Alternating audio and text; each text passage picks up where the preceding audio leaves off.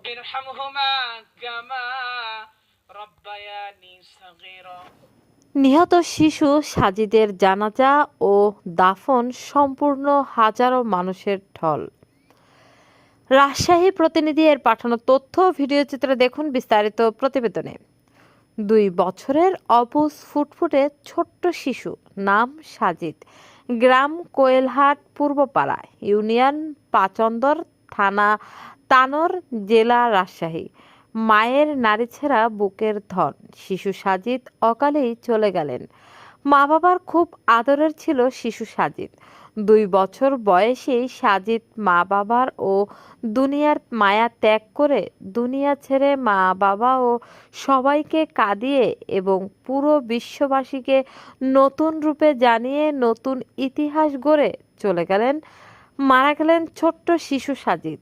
জানা যায় যে গেল 10 ডিসেম্বর দুপুর 12টার দিকে শিশু সাজিদ তার আদরের মায়ের সাথে বাড়ির পাশের মাঠে বেড়াতে যান। এই যাওয়াই যে সাজিদের শেষ যাওয়া হবে তা ছোট্ট শিশু সাজিদ, তার মা এবং কারো তো তার জানার কথা না। এমন হৃদয় বিদারক ঘটনা কেউ তো কল্পনা করেন না। সাজিদ অকালে চলে যাওয়ার কারণ হলো সাজিদ মায়ের সাথে যাওয়ার রাস্তার সাথেই ছিল মোটর পাম্পের মিনিমাম 90 ফিট গভীর গর্তের মরণ ফাঁদ। এই 90 ফিট মোটর পাম্প পুরোপুরি ছিল অনিরাপদ, ফাঁকা। অবুঝ শিশু সাজিদ খড় পড়ে থাকা রাস্তা মনে করে পা দিলে মুহূর্তেই সাজিদ গর্তের ভেতর পড়ে যায়। সাজিদ গর্তে পড়ে মা মা বলে ডাক দিলে পাশে থাকা মা দৌড়ে এসে বুঝতে পারেন নাড়িছেঁড়া বুকের ধন সাজিদ মুহূর্তেই গর্তের নিচে চলে গেছে।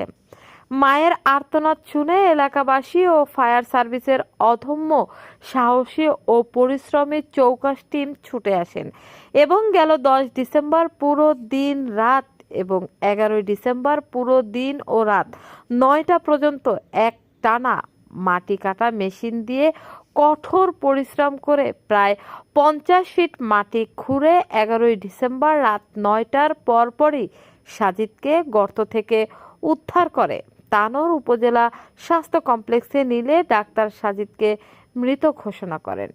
উদ্ধার অভিযান দেখতে এবং সাজিদকে কোলে ফিরে পেতে সাজিদের মা বাবা এবং হাজার জনসাধারণ জড়ো হন। উদ্ধার অভিযান চালানোর সময় তানোর উপজেলা নির্বাহী অফিসার জনাব নাইমা খান, তানোর উপজেলার ভূমি কর্মকর্তা, তানোর থানার অফিসার ইনচার্জ, তানোর থানা পুলিশ, জেলা পুলিশ, ফায়ার সার্ভিসের ঊর্ধ্বতন কর্মকর্তা এবং ডিআইজি শাহজাহান উদ্ধার অভিযান পরিদর্শন করেন। সকল কর্মকর্তা সাজিদের মা বাবার পাশে থাকার আশ্বাস প্রদান করেন। সেই সাথে সকল কর্মকর্তাগণ মোটর পাম্পের এমন বড় অনিয়ম যেন কোথাও আর না হয় এবং সেই সাথে মোটর পাম্পের মালিক কসিরেরও ও সংশ্লিষ্ট সকলের বিরুদ্ধে আইনগত ব্যবস্থা গ্রহণের আশ্বাস প্রদান করেন। সাজিদের মা বাবা এবং জনসাধারণও এমন আশ্বাস দ্রুত বাস্তবায়নের জোর দাবি করেন। আজ 12 ডিসেম্বর 2025 রোজ শুক্রবার সকাল 10টা 30 মিনিটে নিহত সাজিদের জানাজার নামাজ শেষে দাফন সম্পূর্ণ হলো। সাজিদের জানাজায় হাজারো মানুষের উপস্থিতি ছিল। সকলেই সাজিদের জন্য কান্না হৃদয়ে মন থেকে দোয়া কামনা করেন। জানাজার নামাজ শেষে সাজিদের পিতা রাকিবুল ইসলাম বুক ভরা কষ্ট নিয়ে নিজের কাঁধে করে ছেলে সাজিদের মৃতদেহ খাটলিতে করে বহন করে নিয়ে যান কবরস্থানে। নিহত সাজিদের পিতা নিজে কবরে নেমে মৃত ছেলে সাজিদকে নিজ হাতে কবরে শুইয়ে দেন। বাবা রাকিবুল সহ উপস্থিত সকলে মৃত সাজিদের কবরে 2 হাত দিয়ে মাটি দেওয়ার কাজ সম্পূর্ণ করেন। মাটি দেওয়া সম্পূর্ণ হলে মৃত ছোট্ট সাজিদের জন্য বাবা সহ সকলেই 2 হাত তুলে মহান আল্লাহর নিকট দোয়া প্রার্থনা করেন।